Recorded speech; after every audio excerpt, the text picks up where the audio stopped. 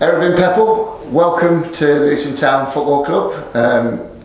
How does it feel to be here? No, thank you for having me. It feels really good to finally get this done and be here. I'm so excited to finally come over. I know I used your full name there, but you prefer Bim, don't you? So we'll get used to calling you Bim over the course of time, I'm sure. But it's also not only a welcome to Luton Town, but a welcome back to England. Yeah. For those that don't know your backstory, just fill us in. You were born over here, right? Yeah, so I was born in Kettering, and then I moved to Leicester when I was like 1. I stayed there till I was 5, and then moved to Canada, Calgary, Alberta. Lived there for pretty much all my life. I did recently, about a year ago, I did a year in Spain, and then I just moved back to Calgary. And now obviously back in England, so I've traveled a bit, but it's good to be back. Well, you said there you obviously born in Kettering, but raised in Calgary. Yeah. It was Calgary Foothills that you started your footballing journey after playing as a very young kid at Oadby. Mm-hmm. But how was that for you, finding your feet in Canadian football at Calgary? No, obviously it was, when I first got there it was different, and then I didn't know what like football would be like over there because I knew everyone was telling me hockey, but when I got there I was really surprised, and then I just settled in right away. They were really nice to me and I loved it, and that's where I kind of grew up as a footballer, and I'm really grateful for everything they've done for me. And then you joined Cavalry in the Canadian Premier League. Yeah.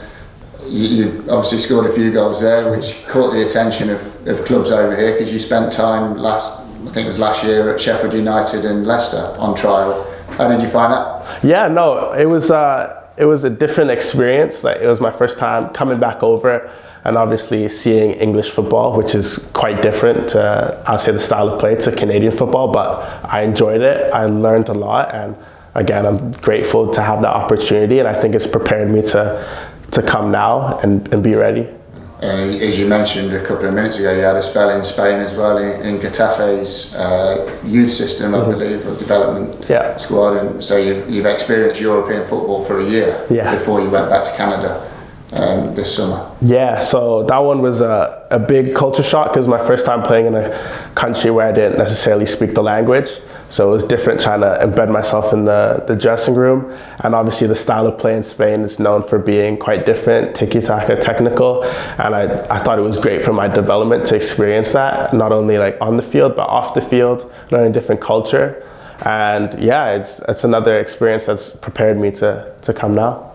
So then you went back to Canada, and you've had quite a time over the last few weeks. Just tell us, you've created a new record in the Canadian Premier League, haven't you? Yeah, so when I went over, obviously because of the experiences you named, like coming over to Sheffield, Leicester on trial, going to Spain for a bit, I felt super confident going in that I was ready to make an impact and kind of take the league by storm. And then thankfully I was able to score a couple of goals, and I was just loving my football, really confident, and there's nothing better as a striker than when you're scoring goals, so yeah. You didn't just score a couple, you scored in 5 consecutive games. I think it was 6 in 5, wasn't it? Which is I know the league hasn't been going too long over in Canada, has it? The Canadian Premier League, but that is a league record, 5 consecutive matches. Yeah, so I actually didn't know it was a record until maybe the day before the game, when my coach kind of told me, like, look, if you score in this game, you can get a record. So obviously I was focused on getting that record. I wanted to win the game and get the record.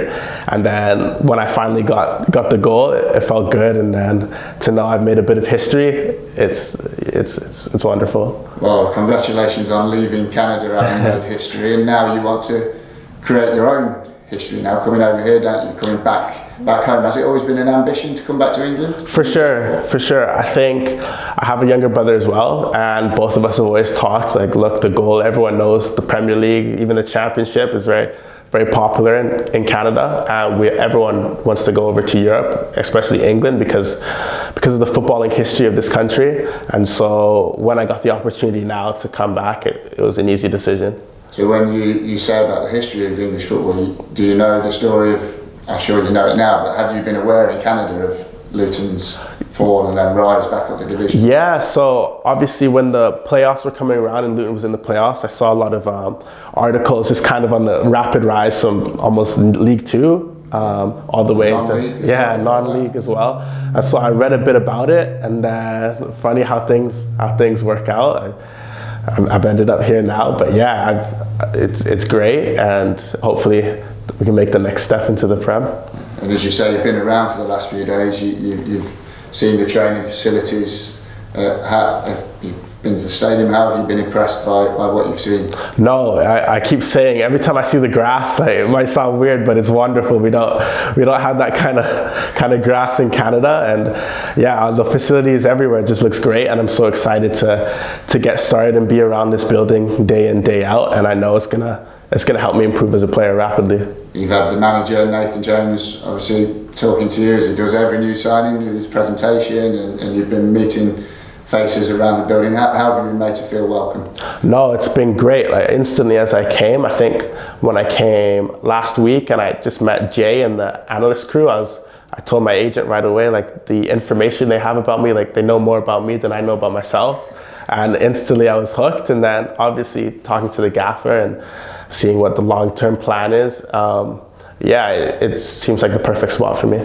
So they've got all that information on you. Our supporters might not be too aware of you, although they've seen the clips of you banging in the goals throughout June on social media and online. But can you tell our supporters what kind of player they're getting? Yeah, so the biggest thing about me, first of all, like you said, it's goals. That's my goal every time I step on the field, is to score and obviously win. But that's the biggest way I can help winning, by scoring.